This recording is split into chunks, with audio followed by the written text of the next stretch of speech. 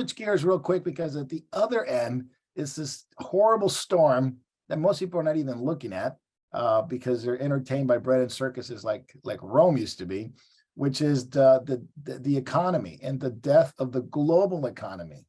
The banking crisis keeps getting worse globally. Now we're just talking in the US here, 1.7 trillion unrealized loss looms as banks rapidly deplete deposits. The first week of the banking crisis, 98 billion were withdrawn. Second week, 126 billions were withdrawn. I mean, we're just talking in the billions here, not millions. Then again, there's 5 more banks that are in trouble now. The symptoms are ready to erupt. But that's in the US. We're talking globally as well. Jacob, we'll start with you. Are we going through, and visibly, if those who are watching, are we looking at a change in the global monetary policy as we know it? That's gone away, and we're looking at a different one now. Like call it Brentwood 2, call it 1971 with Nixon, call it whatever you want to call it. Yeah, I don't think most people know what's going on, but let's begin with the banks, and we'll look at the banks, and we'll look at the central banks. When you have a total misfit like Jamie Dimon at the helm of Morgan Stanley, a total misfit, he's on that list, right, Jay? I think he's on that list. And okay, go ahead, Jacob. Go ahead. He's a horrible man, but the banks have not been well managed. They were responsible for 2008, and it was the Clinton administration who pushed the whole subprime thing. And he's on that list too. And Bush went along with it. Okay, so you got people running things who maybe ought to be sitting in jail in some cases. This is what you've got. Maybe. The Fed, the Fed is trying to protect. The Fed is trying to protect the big banks and letting the smaller banks be vulnerable to market forces. But Janet Yellen, who's another disaster maker, that woman, her career has been based on creating disasters. And now she's the Secretary of the Treasury after she messed up the Fed. We're only going to protect the big banks. She actually said that in essence. But now the big banks are facing massive withdrawals. Yes, there is a banking crisis, and be careful. If Deutsche Bank, Germany, if Deutsche Bank goes to the wall the way Credit Suisse did, duck for cover. I don't think the central banks will be able to do anything to stop runs on banks. Already, look at China. China, they won't give you your money out of the bank. You go ask and they won't give it to you. Don't think that won't happen in the Western world. They'll put restrictions on currency withdrawals. And people see this coming, and so they're taking their money out now because they know they cannot trust or believe the banks or the central banks or the Treasury Department. What is going to happen? Well, let me tell you, first of all, what is not going to happen. BRICS and the yuan is not going to happen. The Chinese RMB or the yuan is not a freely traded and exchanged currency. The dollar is allowed to float relative to other currencies with day-to-day changes in exchange rates. The yuan is not. Its value is fixed by the Chinese Communist Party and its adjuncts in order to keep it artificially low to subsidize exports. That's the first thing. So it's not a freely traded floating currency. It cannot be the reserve currency. It just cannot be that. No matter what they're telling you, it's saber rattling, it's shaking the cage, it's trying to create upset for political reasons. But at the present moment, there is nothing going to displace the dollar or gold in the foreseeable future, at least not in the near future. Okay. The euro follows the dollar, not the yuan. And the euro is not in very good shape itself. So the British pound. So what will happen then? If there's no alternative currency, not the euro, not the yuan, not the brick, not the this, what is the alternative? They will go into digital currencyization. Hmm, They will digitalize currency. that's right. And it's something I've been warning about for some time. They will get exchange rate mechanisms between central banks. Once you see ERMs between central banks, it'll be very easy to have a de facto one world currency.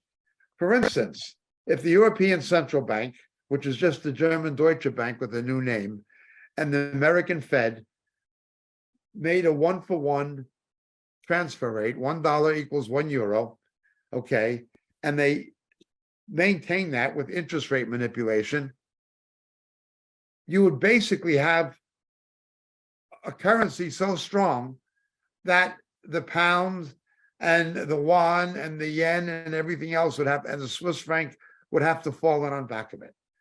That would be this, you couldn't stop it.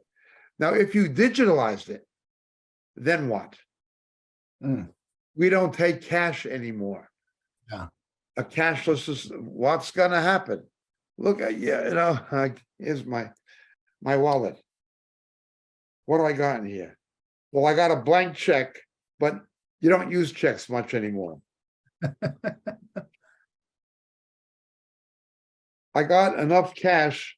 I couldn't even fill the tank on my vehicle. I got 10, 20, I got 35 pounds. Okay. I rely on plastic. Yeah. Which is digital. Which is digital. Yeah. No problem.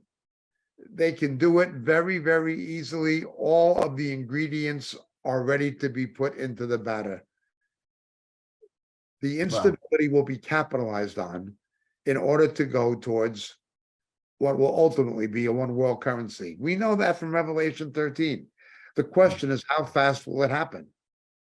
Yeah, I was last week I was reading the article. I think I talked to Davey about that in Australia. There, the implications is that there's going to be less cash circulating, less banks are going to be giving out cash.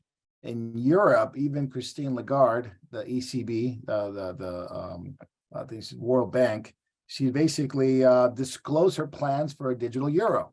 I mean, we know these are in the making. We have Fed now that's going to be piloted, actually being piloted right now, ready for July, a some kind of currency, whatever you want to call it, Fed coin or whatever, that is basically central bank in the US. So these things are in the horizon, in the near horizon, not just in the further end, in the near horizon.